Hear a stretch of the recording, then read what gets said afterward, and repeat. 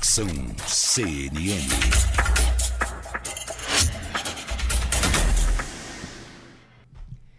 Muito bom dia e Feliz Natal para quem já está conosco. Estou vendo já na tela e você que está nos acompanhando pelo YouTube ou pelo streaming de cnnbrasil.com.br. Leandro Rezende, bom dia para você, Feliz Natal. Oi Camila, bom dia para você, Feliz Natal para Larissa, para o Yuri, Feliz Natal para todos os nossos ouvintes também. Yuri Pita, que está conosco pela linha telefônica, bom dia, Feliz Natal para você. Bom dia, Feliz Natal, Camila, Larissa, Leandro, a todos os ouvintes neste dia 25 de dezembro, dia de Natal. Vocês conseguiram, o Leandro está trabalhando desde cedo, né? Desde cedinho, conseguiu aproveitar um pouco a noite de Natal?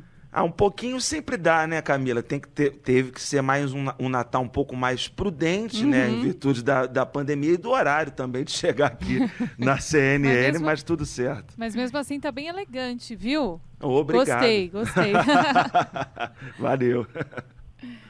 Bom, vamos lá. A gente, por falar em Natal, né, o presidente Jair Bolsonaro fez aquele tradicional pronunciamento à nação que líderes de Estado no Brasil, que é uma nação predominantemente católica, fazem nessa época do ano.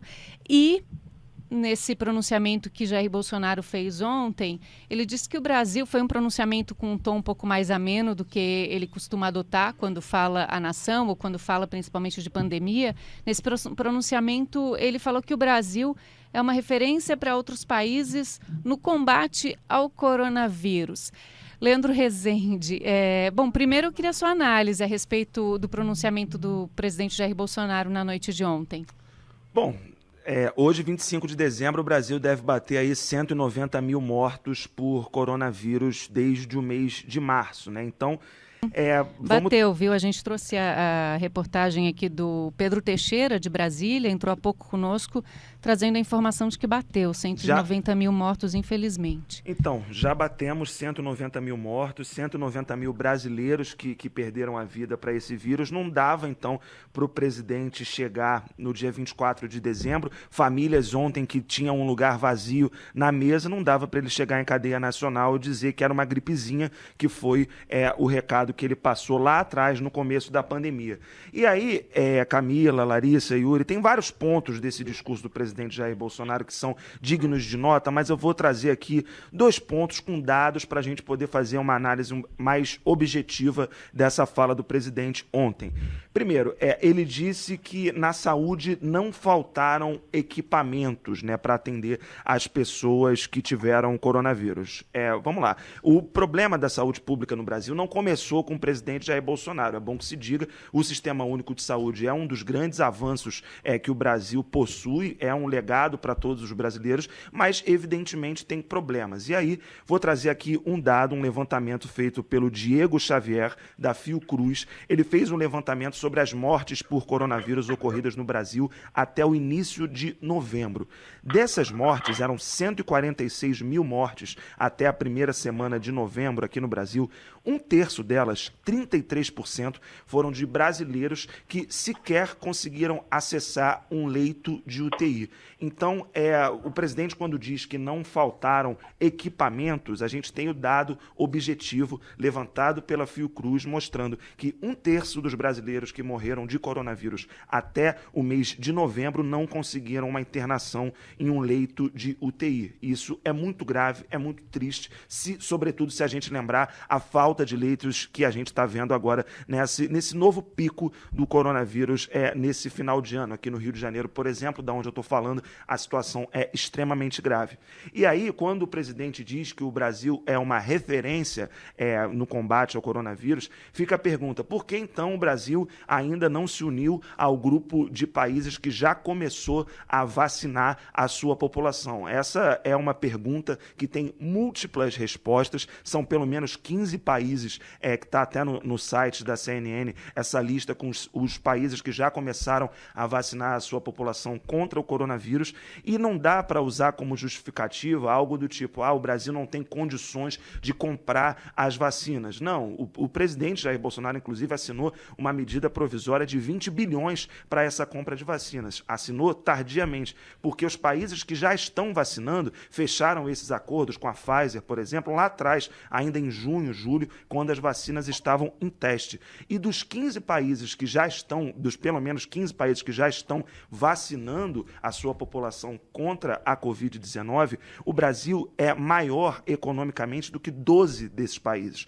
O Brasil só não tem uma economia maior do que o Reino Unido, os Estados Unidos e a China. Mas a economia do Brasil, são dados do Banco Mundial, que eu peguei agora pela manhã para poder fazer essa comparação, o Brasil tem uma economia maior do que o Canadá, do que a Suíça, Israel, a Arábia, Arábia Saudita, México e nossos vizinhos aqui latino-americanos. México, Chile, Costa Rica, Argentina, países que já estão começando a vacinar. O Brasil tem mais poderio econômico do que todos eles. Então, para o Brasil ser uma referência no combate ao coronavírus, já era para a gente ter começado a vacinar a nossa população, Camila.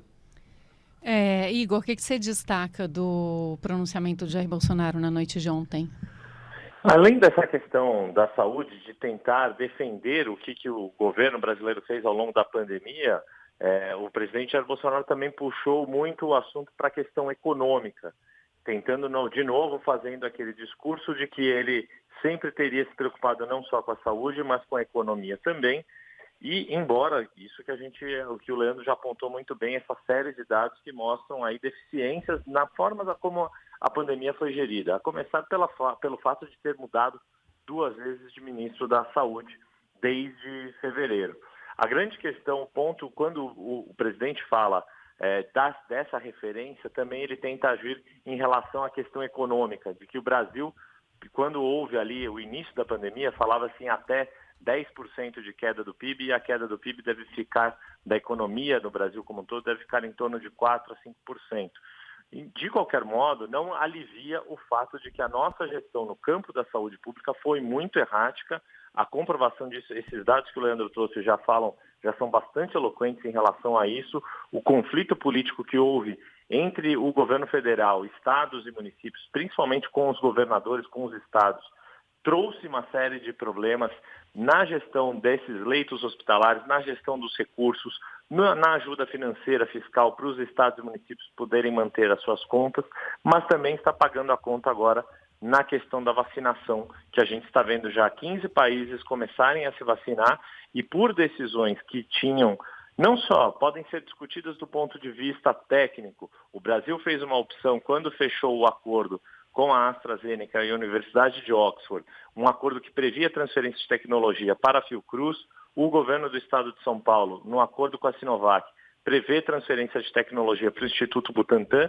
O Brasil tinha uma preocupação, que é correta, de também poder fabricar as vacinas que fossem desenvolvidas, dado o tamanho da nossa população. Mas abriu mão de fazer um acordo que pudesse ser só de fornecimento de vacinas, que é o que a Pfizer-BioNTech está fazendo com esses países que já começaram a vacinar e o Brasil não. E por isso fica essa percepção de que erramos nas escolhas que foram feitas no meio da pandemia, ao longo do mês de junho, de julho, de agosto. Vale lembrar que a própria Pfizer se queixou de ter procurado o governo brasileiro para tentar buscar um acordo ainda em agosto e ficou sem resposta, e agora em dezembro o Brasil teve que correr atrás para tentar garantir algum fornecimento dessa vacina que, por enquanto, é a que se mostrou a mais eficaz e a já disponível no mercado.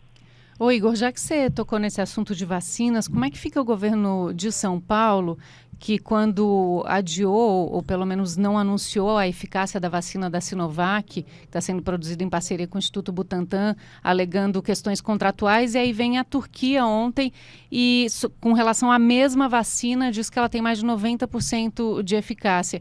Como é que o governo de São Paulo argumentou com relação a essa informação que veio da Turquia e que é diferente da informação que eles trouxeram aos brasileiros no dia anterior, né? Hoje é sexta, então na quarta-feira. Exato. Na quarta-feira, na verdade, o Instituto Butantan acabou não trazendo a informação que todos esperavam, que era o dado de eficácia. Disse de forma genérica que havia superado o limiar de eficácia estabelecido pela OMS, que é de 50% de eficácia. A Turquia fez essa divulgação de 91,25%, mas é importante a gente fazer algumas ressalvas e ver esses dados com cautela. A definição da cautela não é nem minha, é do pesquisador Júlio Croda, que é uma das pessoas que mais entendem do assunto aqui no Brasil, da pandemia da Covid-19.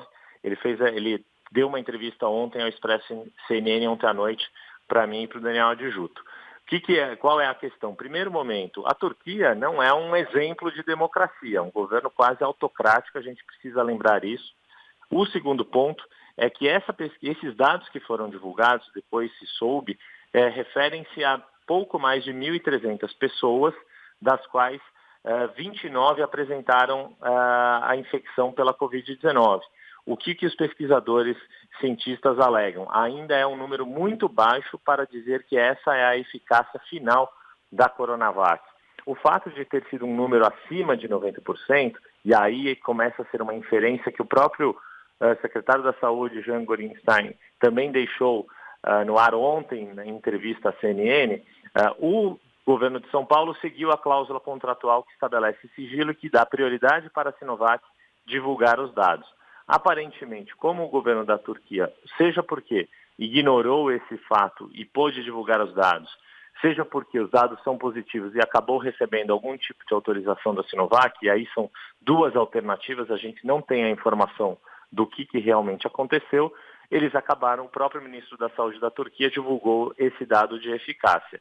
Vale lembrar, a Turquia também enfrenta problemas na forma como lidou com a pandemia, a doença é grave lá também, a pandemia tem gravidade, tem efeitos importantes entre a população turca e o governo da Turquia tem pressa para começar a vacinação. Então, de certa forma, também as pressões políticas de lá parecem ter feito com que o governo tenha já anunciado esse dado de forma preliminar, de forma que os cientistas consideram apressada, assodada, para poder justificar o início de uma vacinação na população turca com a Coronavac ainda neste ano ou nos primeiros dias de janeiro de 2021. Seja como for, a gente fica na expectativa de quais são os dados daqui do Brasil, que já seria o estudo final de eficácia da Coronavac. Existe essa questão de que ela é considerada segura, é considerada eficaz, uma eficácia acima de 50%, torna uma vacina importante para o seu uso, para o enfrentamento da pandemia, mas fica ainda a mácula, não tira a sombra do que aconteceu na quarta-feira. O governo de São Paulo prepararam um anúncio que acabou frustrando não só a população, mas também os cientistas e todos que estavam à espera dessa informação, Camila. Tá certo, Yuri, eu te chamei de Igor, né? Foi sem querer, viu? Não acontece, fica tranquila. Não, eu juro que não foi uma retaliação por você ter me chamado de Larissa, porque eu acho totalmente compreensível. Eu tô sem imagem, né? Foi isso. E Larissa é um nome bonito, vai. Me ajudem aí. Sem dúvida. Assim como o Igor, né? Nosso amigo, nosso colega Igor Gadelha, de folga nessa semana. Tá nada. Também tem. Ah, não, é verdade. Tá nada, tá é justamente porque eu te chamei de Yuri, porque eu estava falando com ele no WhatsApp, combinando a entrada dele logo mais aqui no Espaço CNN. Tá vendo? É isso. A gente vai reorganizar esse plantão para ficar mais fácil.